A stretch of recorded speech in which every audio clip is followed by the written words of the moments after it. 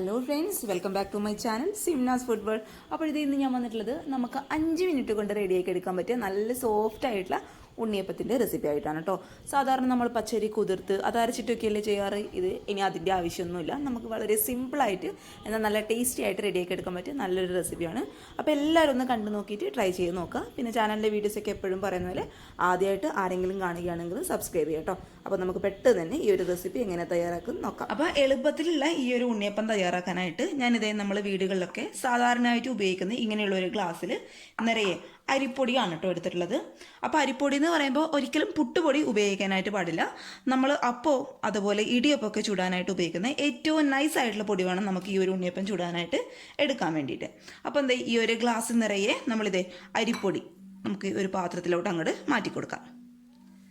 ഇനി നമ്മൾ ഇതിലോട്ട് ചേർത്ത് കൊടുക്കാൻ പോകുന്നത് നമ്മൾ ഏത് ഗ്ലാസ്സിലാണോ അരിപ്പൊടി അളന്നെടുത്തത് അതേ സെയിം ഗ്ലാസ്സിൽ 1/4 കപ്പോളം 1/4 ഗ്ലാസോളം മൈദ. അപ്പോൾ അതേ സെയിം ഗ്ലാസ്സിൽ 1/4 ഗ്ലാസോളം മൈദ കേട്ടോ. അത് നമുക്ക് ഇതിലോട്ട് അങ്ങോട്ട് ചേർത്ത് കൊടുക്കാം. അപ്പോൾ മൈദ നമ്മൾ ഇതിൽ എന്തിനാണ് ചേർക്കുന്നതെന്ന് വെച്ചാൽ നമ്മൾ അരിപ്പൊടി മാത്രം വെച്ച് ചെയ്യുമ്പോഴും നമ്മുടെ അപ്പം ഒരുപാട് അങ്ങ് ഹാർഡ് ആവാനായിട്ട് തുടങ്ങും. അപ്പോൾ അപ്പത്തിന് നല്ല സോഫ്റ്റ്നെസ് കിട്ടാൻ വേണ്ടിയിട്ടാണ് നമ്മൾ 1/4 ഭാഗത്തോളം മൈദ ഈ അരിപ്പൊടിയിലോട്ട് അങ്ങോട്ട് ചേർത്ത് കൊടുക്കുന്നത്. ഇനി നമുക്ക് നമ്മുടെ ഈ അപ്പത്തിന് നല്ലൊരു ടേസ്റ്റ് കൊടുക്കാൻ വേണ്ടിയിട്ട് നമുക്ക് കുറച്ച് തേങ്ങാക്കൊത്ത് അതുപോലെ എള്ളൊക്കെ ഒന്ന് വറുത്തെടുക്കണം. അതിനായിട്ട് ഇത് ഞാനൊരു പാന് വെച്ച് കൊടുത്തിട്ടുണ്ട്.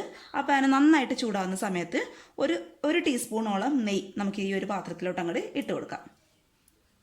നെയ്യ് നന്നായിട്ട് ചൂടാവുന്ന സമയത്ത് ഇതേ കുറച്ച് തേങ്ങാക്കൊത്ത് ഞാനിവിടെ ചെറുതായിട്ട് കട്ട് ചെയ്ത് എടുത്തിട്ടുണ്ട് കേട്ടോ. അത് നമുക്ക് ഇതിലോട്ട് അങ്ങോട്ട് ചേർത്ത് കൊടുക്കാം. അപ്പോൾ ഈ ഒരു തേങ്ങാക്കൊത്തൊക്കെ ചേർക്കുമ്പോഴാണ് നമ്മുടെ അപ്പത്തിന് നല്ലൊരു ടേസ്റ്റ് ഉണ്ടാകും കേട്ടോ. അപ്പോൾ തേങ്ങാക്കൊത്തൊക്കെ കയ്യിലുള്ളവർ എന്തായാലും ചേർക്കാനായിട്ട് ശ്രദ്ധിക്കുക. അപ്പോൾ ഇത് നമുക്ക് നന്നായിട്ടൊന്ന് ഈ ഒരു നെയ്യിൽ കിടന്നിട്ട് ഒന്ന് റോസ്റ്റ് ചെയ്ത് എടുക്കാം. അപ്പോൾ നെയ്യിൽ തന്നെ റോസ്റ്റ് ചെയ്ത് എടുക്കണം കേട്ടോ, എങ്കിൽ നമ്മുടെ അപ്പത്തിന് നല്ലൊരു ടേസ്റ്റ് ഉണ്ടാവും.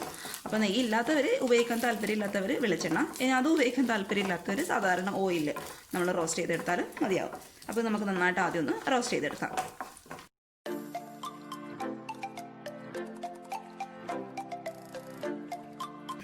നമ്മൾ ഇട്ട് കൊടുത്ത തേങ്ങാക്കൊത്ത് പകുതി ഒന്ന് ബ്രൗൺ കളർ ആവുന്ന സമയത്ത് ഇനി നമുക്ക് ഇതിലോട്ട് ചേർത്ത് കൊടുക്കേണ്ടത് 1 ടീസ്പൂണോളം എള്ള് നമ്മുടെ അപ്പത്തിന് നല്ലൊരു ടേസ്റ്റ് കൊടുക്കും. അപ്പോൾ എള്ള് കയ്യിലുള്ളവർ എന്തായാലും ചേർത്ത് കൊടുക്കാനായിട്ട് ശ്രദ്ധിക്കുക കേട്ടോ. അപ്പോൾ ഇതേ 1 ടീസ്പൂണോളം എള്ളും കൂടി നമുക്ക് ഇതിലോട്ട് ഇട്ട് കൊടുത്ത് നന്നായിട്ടൊന്ന് റോസ്റ്റ് ചെയ്തെടുക്കാം.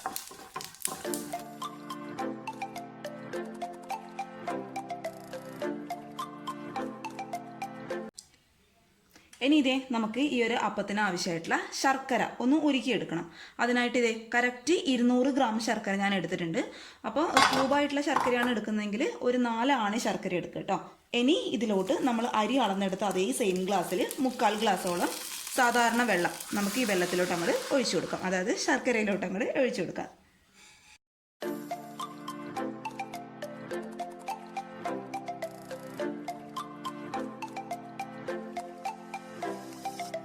അപ്പോൾ ഇത് നമ്മൾ ചേർത്ത് കൊടുത്ത ശർക്കരയൊക്കെ നന്നായിട്ട് ഉരുകി വന്നിട്ടുണ്ട്. ഇനി നമുക്കിത് മറ്റൊരു പാത്രത്തിലോട്ട് അങ്ങോട്ട് മാറ്റി കൊടുക്കാം. അപ്പോൾ ഇതേ ശർക്കര പാനിയൊക്കെ ഞാൻ മറ്റൊരു പാത്രത്തിലോട്ട് മാറ്റി കൊടുത്തിട്ടുണ്ട്. ഇനി നമുക്ക് ഇതിലോട്ട് ചേർത്ത് കൊടുക്കേണ്ടത് ഒരു 3 ടീസ്പൂണോളം റവയാണ് കേട്ടോ. അപ്പോൾ റവ നമ്മൾ എന്തിനാണ് ഇതിൽ ചേർക്കുന്നതെന്ന് വെച്ചാൽ നമ്മൾ മൈദ ചേർത്തത് അപ്പത്തിന് നല്ല സോഫ്റ്റ്നെസ് കിട്ടാൻ വേണ്ടിയിട്ടാണല്ലോ. അപ്പോൾ റവ നമ്മൾ ചേർക്കുന്നത് നമ്മുടെ അപ്പത്തിൻ്റെ പുറം ഭാഗം നല്ല ക്രിസ്പി ആയിട്ട് വരാൻ വേണ്ടിയിട്ടാണ് കേട്ടോ റവ ചേർത്ത് കൊടുക്കുന്നത്. ഇനി ഇത് 3ഉം കൂടി നമുക്ക് നന്നായിട്ടൊന്ന് മിക്സ് ചെയ്ത് കൊടുക്കാം.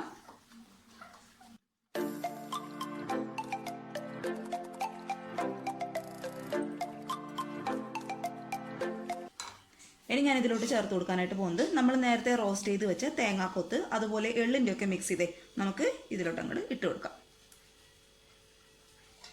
ഇനി നമ്മൾ ഉരുക്കി മാറ്റി വെച്ച് ശർക്കര പാനി ഇതേ ഞാൻ ഇതിലോട്ട് ഒഴിച്ചു കൊടുക്കുകയാണ്. അപ്പോൾ ശർക്കരയിലൊക്കെ അഴുക്കൊക്കെ ഉള്ള ശർക്കരയാണ് എടുത്തതെങ്കിൽ ഒന്ന് അരിച്ചിട്ടെടുക്കാനായിട്ട് ശ്രദ്ധിക്കുക കേട്ടോ. അപ്പോൾ ഇതേ ഞാനിത് കംപ്ലീറ്റ് ആയിട്ട് ഇതിലോട്ട് അങ്ങോട്ട് ഒഴിക്കുകയാണ്. അപ്പോൾ ശർക്കര പാനി ഒഴിച്ചു കൊടുക്കുമ്പോൾ ശ്രദ്ധിക്കുക, നമ്മുടെ ശർക്കര പാനിക്ക് ചൂടുണ്ടാവണം കേട്ടോ, എങ്കിലേ നമ്മുടെ അപ്പത്തിന് നല്ല സോഫ്റ്റ്നെസ് ഉണ്ടാവും. അപ്പോൾ ചൂടോട് കൂടി തന്നെ ഈ ഒരു അരിയിലോട്ട് അങ്ങോട്ട് ഒഴിച്ചു കൊടുക്കുക കേട്ടോ, അരിപ്പൊടിയിലോട്ട് ഒഴിച്ചു കൊടുക്കുക. എന്നിട്ട് നന്നായിട്ട് കട്ടകളൊന്നും ഇല്ലാതെ നന്നായിട്ടൊന്ന് മിക്സ് ചെയ്ത് കൊടുക്കുക. നമ്മുടെ മൈദയൊക്കെ അടിയിൽ പോയിട്ട് കട്ട പിടിച്ചിരിക്കാനൊക്കെ ചാൻസ് ഉണ്ട്. അപ്പോൾ അത് ഒഴിവാക്കാൻ വേണ്ടിയിട്ട് നന്നായിട്ടൊന്ന് മിക്സ് ചെയ്ത് കൊടുക്കുക.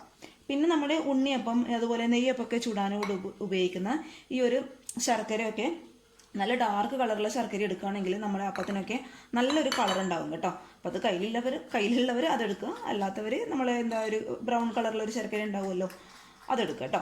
അപ്പോൾ എന്തായാലും കുഴപ്പമില്ല, ഇതാണ് കൂടുതൽ നല്ലത്. ഞാൻ ഇത് കട്ടയൊന്നും കെട്ടാതെ നന്നായിട്ട് അങ്ങോട്ട് മിക്സ് ചെയ്ത് കൊടുക്കുക.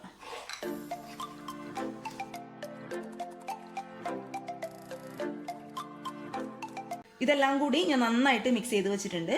അപ്പോൾ ഇത് മിക്സ് ചെയ്യുമ്പോൾ ശ്രദ്ധിക്കുക, ഒരുപാട് കട്ടിയിലിരിക്കാനായിട്ട് പാടില്ല, അതേപോലെ ഒരുപാട് ലൂസായി പോകാനും പാടില്ല. ഒരുപാട് കട്ടിയിലിരുന്ന് കഴിഞ്ഞാൽ നമ്മുടെ അപ്പത്തിൻ്റെ ഉള്ളിൽ വേവാനൊക്കെ ബുദ്ധിമുട്ടായിരിക്കും.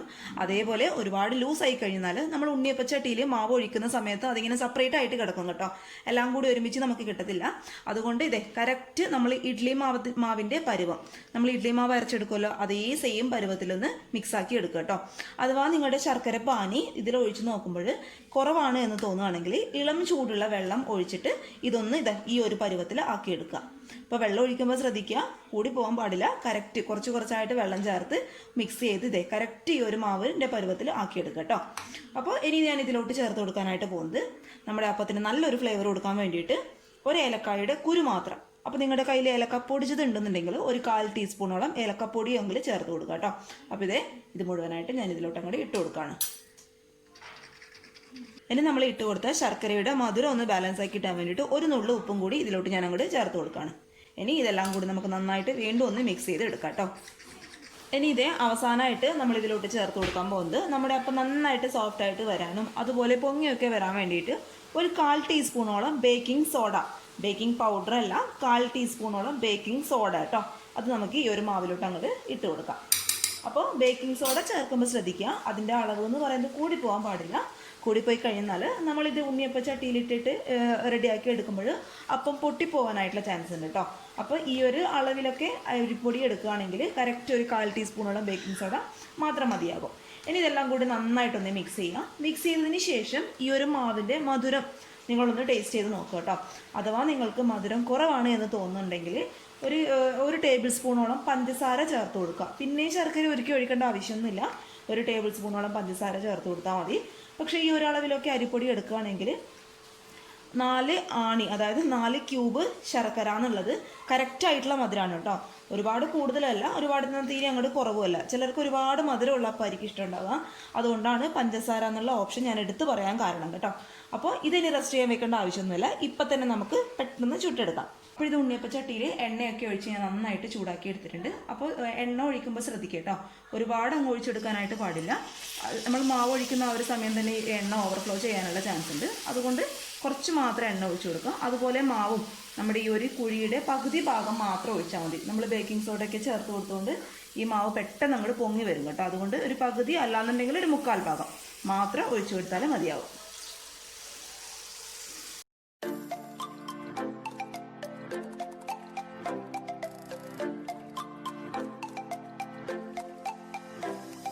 ഇനി ഇത് ഒരു ഭാഗം ആയെന്ന് തോന്നിക്കഴിഞ്ഞാൽ പതുക്കെ ഇതൊന്നും തിരിച്ചിട്ട് കൊടുക്കുക കേട്ടോ.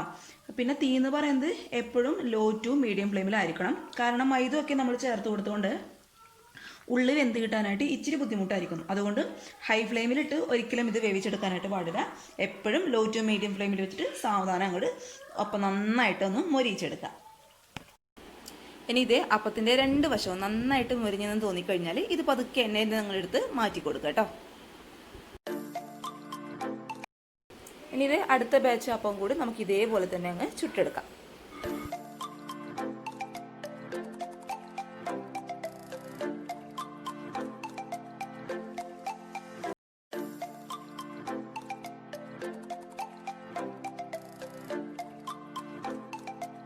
അപ്പോൾ അപ്പം കംപ്ലീറ്റ് ആയിട്ട് ഞാനിവിടെ ചുട്ടെടുത്തിട്ടുണ്ട്. പുറമേ നല്ല ക്രിസ്പിയും അതേപോലെ ഉള്ളിൽ നല്ല സോഫ്റ്റും ആയിട്ടുള്ള നല്ല ടേസ്റ്റുള്ള അപ്പമാണ് കേട്ടോ. എന്ന് വെച്ച് നമ്മൾ പഴം ചേർത്ത് ഉണ്ണിയപ്പം റെഡിയാക്കുമല്ലോ, ആ ഒരു ടേസ്റ്റ് എന്തായാലും കിട്ടില്ല, എന്നാലും നല്ല ടേസ്റ്റുള്ള അപ്പം തന്നെയാണ്. അപ്പോൾ എല്ലാവരും ഒന്ന് ട്രൈ ചെയ്ത് നോക്കുക. ട്രൈ ചെയ്ത് നോക്കിയിട്ട് നിങ്ങളുടെ അഭിപ്രായങ്ങളൊക്കെ കമൻറ്റ് ബോക്സിൽ വന്ന് അറിയിക്കുക. പിന്നെ ചാനലിൻ്റെ വീഡിയോസൊക്കെ കാണുന്നവർ ആദ്യമായിട്ട് ആരെങ്കിലും ഉണ്ടെങ്കിൽ ഒന്ന് സബ്സ്ക്രൈബ് ചെയ്യുക കേട്ടോ. അപ്പോൾ നാളെ ഒരു നല്ല വീഡിയോ ആയിട്ട് കാണും വരെ thank you for watching Simnas football. By.